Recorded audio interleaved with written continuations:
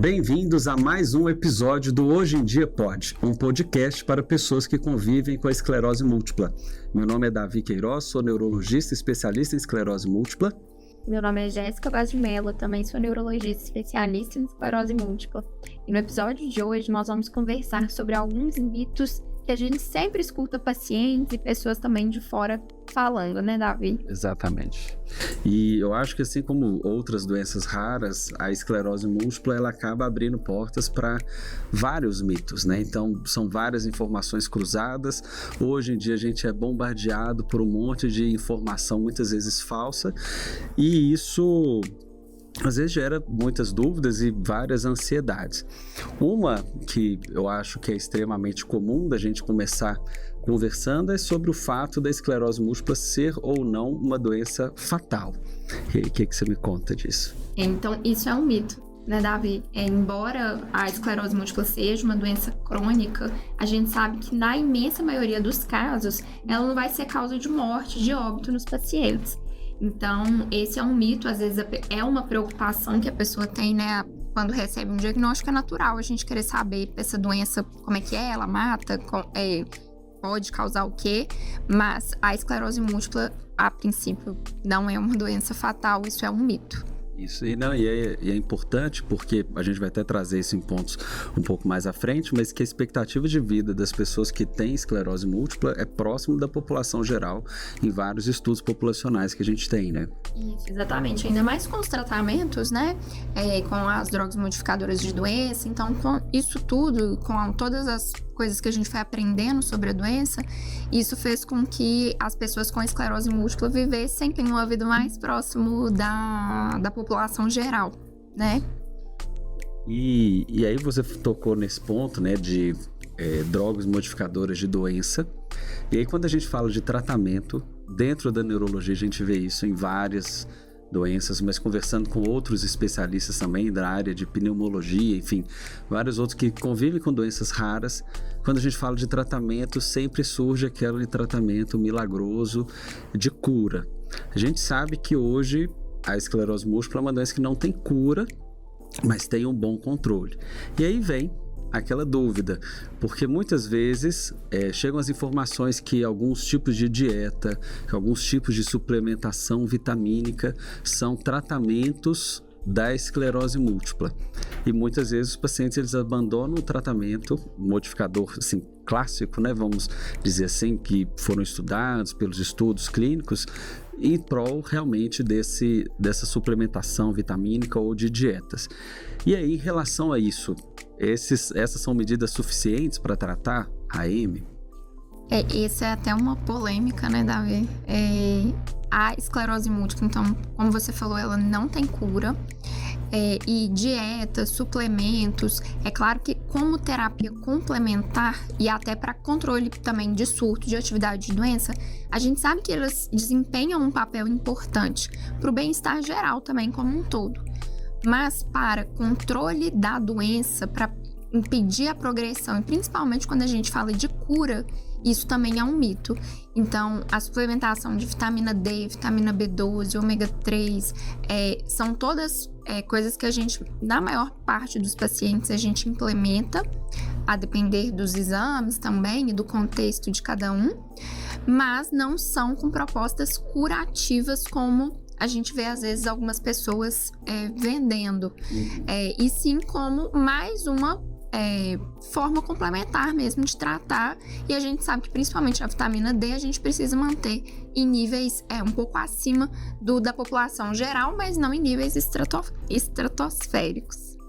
E é importante frisar que, muitas vezes, o paciente ele vai ter efeito colateral de algumas dessas drogas modificadoras de doença. Então, seja às vezes, quando a gente fala das terapias de baixa eficácia, muitas vezes o paciente tem muita reação à aplicação do medicamento, como febre, às vezes alguma reação similar a um resfriado. E isso desmotiva muito o paciente, ele acaba abandonando o tratamento. Então, quando surge essa possibilidade de repor vitamina como tratamento, de somente esse ser o ponto de controle, acho que a gente tem que lembrar os pacientes sempre de compartilhar com o médico, a médica assistente, sobre esses efeitos adversos, para que a gente busque a melhor alternativa para a qualidade de vida, porque nos episódios anteriores você até citou uma frase legal sobre saúde não significar ausência de doença, mas sem essa questão de qualidade de vida e então não cair nessas vendas. Realmente, você falou venda, acho que muitas vezes vendem essas ideias, esses complexos todos vitamínicos, soros que vão resolver tudo e não abandonar o tratamento. Acho que é um ponto crucial mesmo. E um outro mito, Davi, inclusive esse mito ficou assim, ele foi para as notícias, né, na época que eu me lembro até foi com a Anitta, que a esclerose múltipla é causada pelo vírus Epstein-Barr. Na época saíram assim, algumas notícias falando a Anitta pegou o vírus da esclerose múltipla. E aí, Davi, conta pra gente desse mito. Você lembrou bem, eu não lembrava dessa reportagem da Anitta, mas foi realmente, agora que você falou, eu me lembrei. O vírus Epstein-Barr é um vírus que tem o seu papel, provavelmente, no desenvolvimento da esclerose múltipla. Então, a gente sempre cita um estudo lá que eles fizeram com o exército americano, que viram que os pacientes que desenvolveram esclerose múltipla, quase todos só desenvolveram depois de ter contato com esse vírus Epstein-Barr. A gente sabe que ele tem uma atração maior por linfócitos, então tem uma tendência às vezes maior, tanto as doenças hematológicas quanto outras doenças autoimunes, mas ele não é um fator que por si só justifica a esclerose múltipla. E eu sempre faço a estatística o contrário, né? Porque esse estudo mostrou que quase todo mundo do estudo teve esclerose múltipla após o contato com Epstein-Barr. Mas mais de 80% da população mundial teve contato com Epstein-Barr e não é mais de 80% da população que tem esclerose múltipla. Então, ter o vírus parece ser um fator importante para desenvolver, mas não é ele a causa puramente.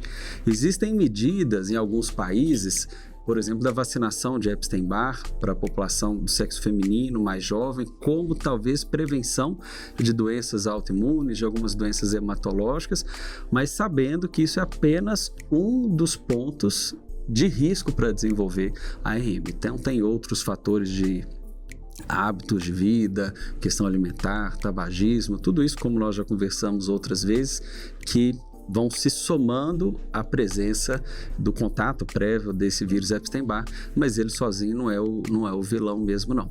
E realmente teve essa reportagem, não lembrar. Na época ficou especulando muito assim, tem que rastrear, as pessoas têm que investigar o que esse vírus causa.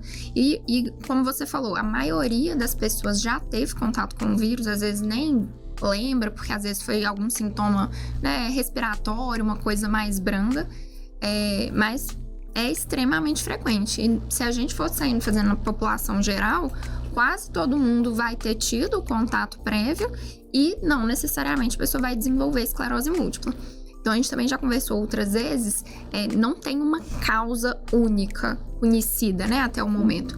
Mas a gente sabe que o Epstein-Barr, ele tem essa relevância, mas não é ele o único, isoladamente, não é o vírus causando a doença de forma, né, assim, tão determinante. Existem outras coisas que também vão pesar aí na balança para a pessoa ter ou não. E falando sobre riscos, aí me veio agora uma das grandes dúvidas sobre a esclerose múltipla ser hereditária ou ser passada de pais e mães para os filhos ou filhas. É verdade? A esclerose múltipla passa de mãe para filha ou algo assim? A esclerose múltipla não é transmitida de pai para filho. Na verdade, não é uma doença transmissível, esse é um outro mito também, já pegando um gancho.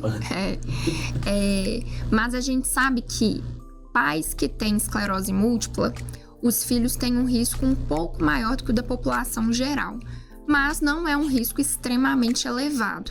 Então, isso inclusive não é nem muitas vezes motivo assim, de desaconselhar que a pessoa tenha filhos por um risco do filho ter esclerose múltipla. Porque a gente sabe que tem o componente genético, mas a gente tem componentes ambientais. Então, é a mesma história lá, assim, do vírus que não vai ser ele sozinho. Aqui também é a mesma coisa. Então, a gente sabe aí que filhos de quem tem esclerose múltipla têm uma chance em torno de 2, 5% de ter a doença. Mas isso não é determinante. E quando as pacientes às vezes me perguntam a respeito disso, eu às vezes pergunto assim, na sua família tem alguém que tem esclerose múltipla? Seus pais, irmãos? E até tem, eu tenho pacientes que o irmão tem, mas a maioria não tem. É um primeiro caso ali isolado. Então, é importante a gente não ter esse receio, porque não é um risco também tão alto, né? E vai naquele ponto, né, do mito de que quem tem esclerose múltipla não pode ter filho, não pode engravidar, que é essa questão que você falou de desaconselhar de ter filhos. Isso não acontece, na verdade, a gente programa junto com os pacientes para que tudo ocorra dentro do esperado. E aí, a gente fala sempre de esclerose múltipla, esclerose não é a única esclerose que existe dentro da neurologia.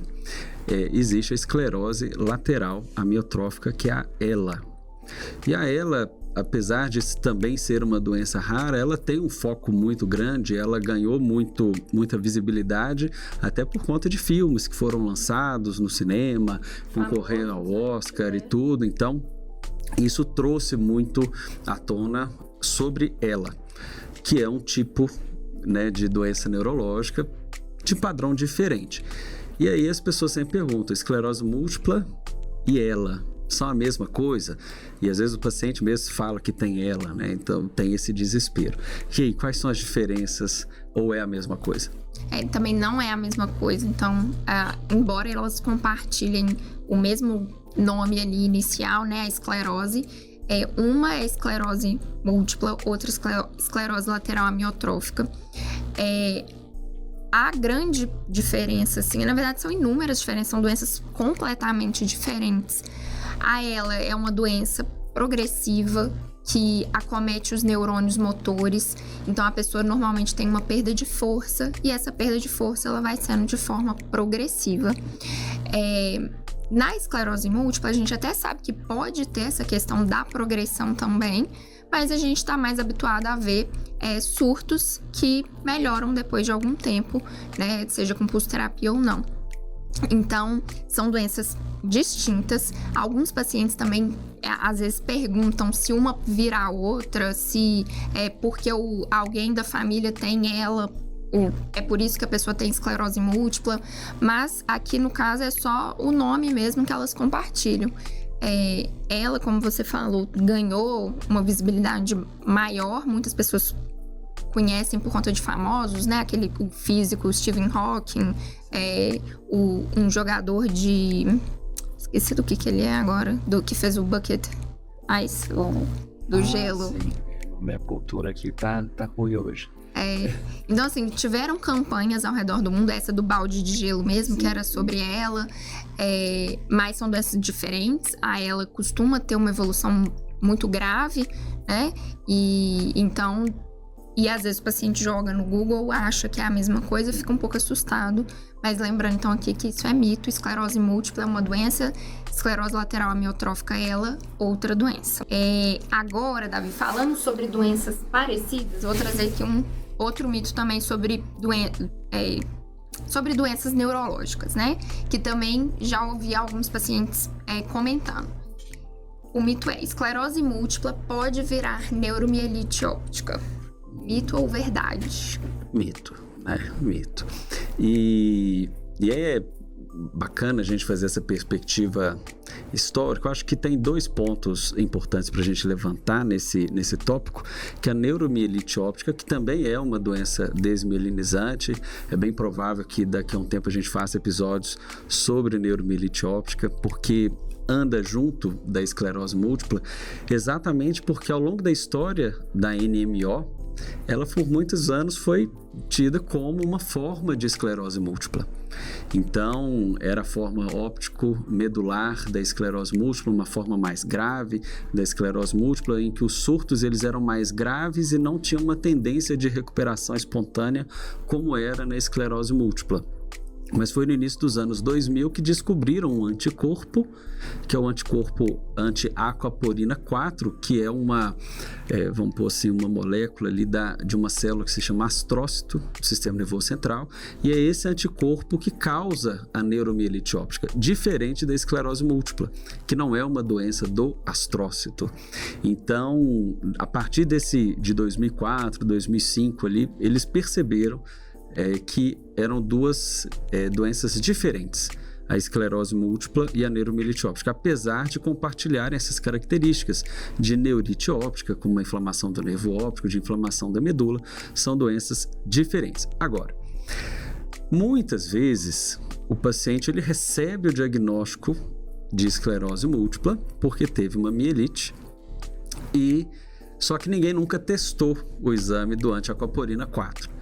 Passa alguns anos, alguém resolve, o tratamento não está dando certo da esclerose múltipla. Qual que é o seu anticorpo anti-aquaporina? Eu nunca fiz, na hora que faz é positivo. Então agora eu tenho neuromielite óptica. Não, na verdade sempre foi neuromielite óptica.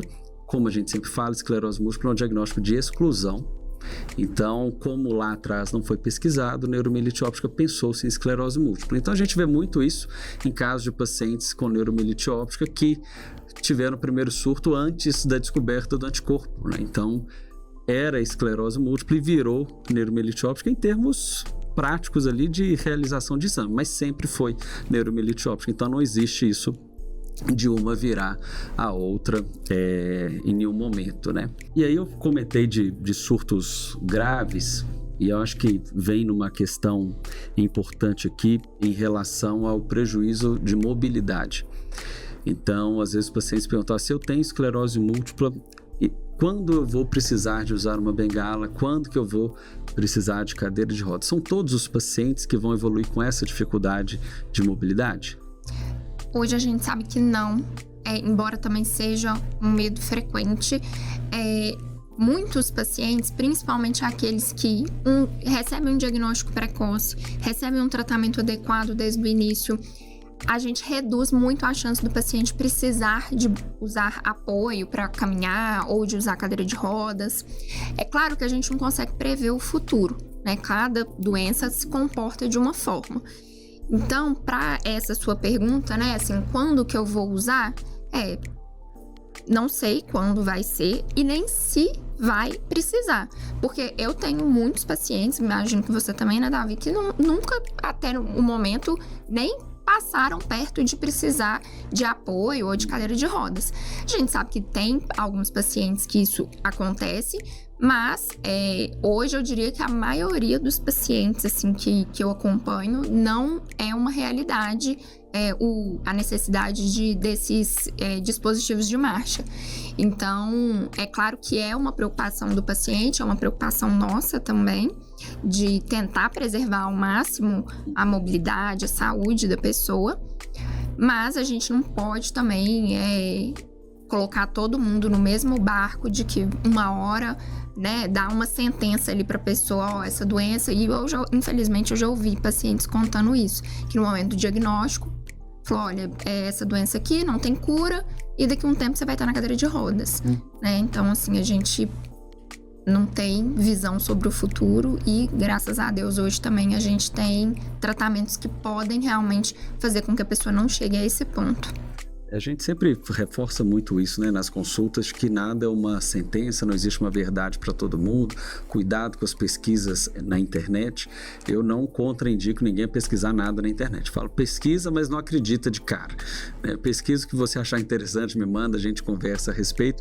Exatamente porque isso que você falou, né, dos tratamentos, hoje mudou muito, né? A nossa perspectiva de controle da esclerose múltipla ainda numa fase que existe muita inflamação, em que os surtos a gente consegue controlar e a paciente muitas vezes não vai ficar com alguma incapacidade decorrente do surto, é muito maior do que era há 10 anos atrás. Tanto em relação ao acesso, quanto em relação a medicamentos de alta eficácia disponíveis. Então a gente vê essa nova realidade acontecendo e eu brinco que a cada ano que passa, eu acredito que vão mudar os tipos de sintomas que a gente conversa com os pacientes, exatamente por conta dessa nova forma de tratar, da nova forma de entender a AM, como nós temos feito nos últimos anos. E hoje está sendo esse bate-bola, né, de mitos ou não, né? Os pacientes, acho que eles vão ter que assistir isso daqui várias vezes para ir voltando em cada tópico, mas a gente falou de esclerose múltipla, esclerose lateral amiotrófica, esclerose, né? Então esse termo esclerose, muitas vezes as pessoas acham que o que vem esclerose no nome é algo de idoso. Então a esclerose múltipla é uma doença de idoso. Outro mito também, e esse eu vejo muitos vídeos já assim, tentando desmistificar isso mesmo, até para não atrasar o diagnóstico, porque se a gente fica pensando também que é uma doença de idoso, quando chega um jovem com um sintoma, ninguém vai pensar que possa ser. Então a esclerose múltipla, esse é um dos mitos mais, assim, né, maiores. Não é uma doença de idoso, pelo contrário, a gente sabe que na maioria dos pacientes os sintomas se iniciam na vida adulta jovem. Pode sair, às vezes, daquela epidemiologia típica de 20 a 40 anos. Pode, às vezes, começar antes, pode começar depois. Mas a maioria a gente vê nessa faixa. E, inclusive, a esclerose múltipla, ela é hoje a principal causa de incapacidade não traumática, né? Ou seja, não é por acidente nem nada, em pacientes jovens. Ou seja, a gente precisa de dar uma importância mesmo para a doença, porque acomete uma população que está ali ativa na vida, né, economicamente ativa, com planos, projetos, e que, ao contrário do que muita gente pensa, não é uma doença de idosos. Esse termo esclerose, eu sempre explico que é um termo técnico, né? Esclerose é cicatriz, então não tem nada a ver com a idade.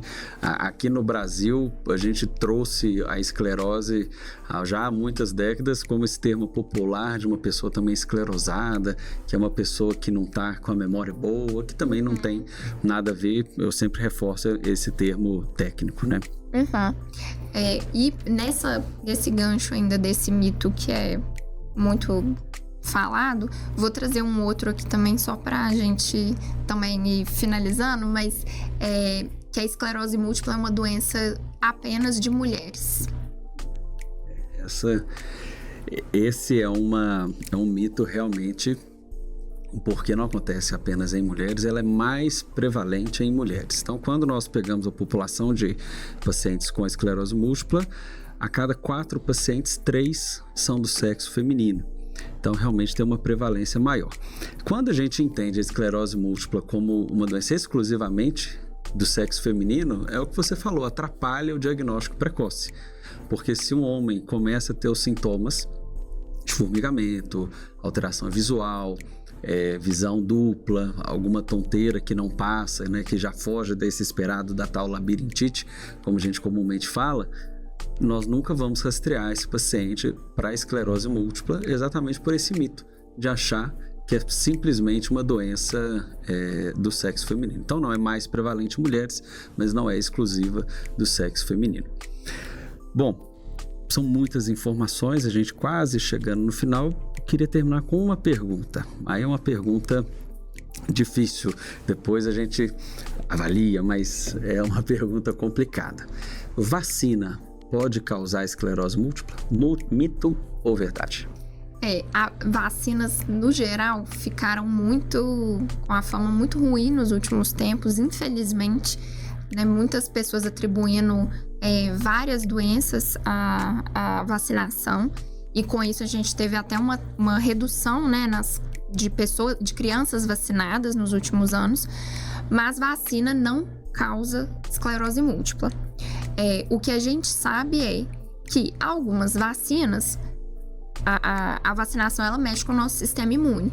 Então, nesse processo de mexer com o sistema imune, ela pode desencadear, por exemplo, um surto, pode desencadear um evento neurológico até em quem, né, não tem esclerose múltipla, mas isso é a minoria dos casos, e diante principalmente de doenças graves, igual a gente viveu na pandemia, não tem por que a gente evitar a vacinação por conta disso.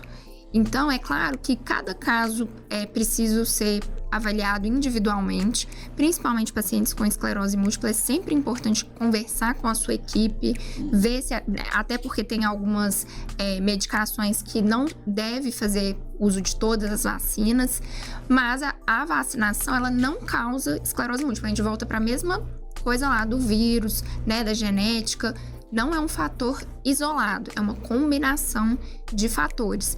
Então, é um mito também que a vacinação vai fazer com que a pessoa tenha esclerose múltipla. Eu costumo mostrar esse estudo que eles, igual você falou, mexe no nosso sistema imunológico. Tudo que mexe no sistema imune, que pode fazer o sistema imunológico ficar mais reativo, então seja uma infecção viral, por exemplo, ou a vacina que induz essa proliferação imune, de certa forma, teoricamente poderia gerar alguma coisa autoimune. E algumas vacinas, como você disse, pode de fato cursar com o Guillain-Barré, o que não é comum, né? É raro.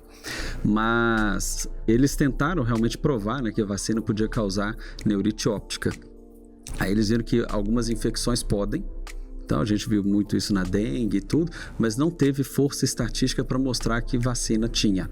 Então isso é um ponto que é algo teórico, a gente sempre tem esse cuidado, mas a gente nunca contraindica a vacinação por medo de gerar alguma doença autoimune, seja esclerose múltipla ou alguma outra.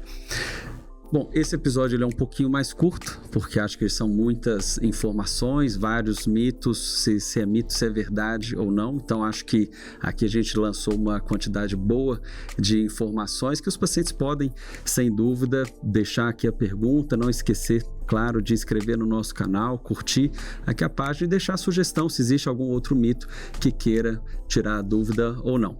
A gente vai ficando por aqui hoje. Muito obrigado pela atenção de vocês. Obrigada, Davi, pelo bate-papo. Obrigada a vocês por nos acompanharem aqui. E não deixem de mandar suas dúvidas, os mitos que vocês já escutaram, de curtir e se inscrever aqui no nosso canal. Até a próxima!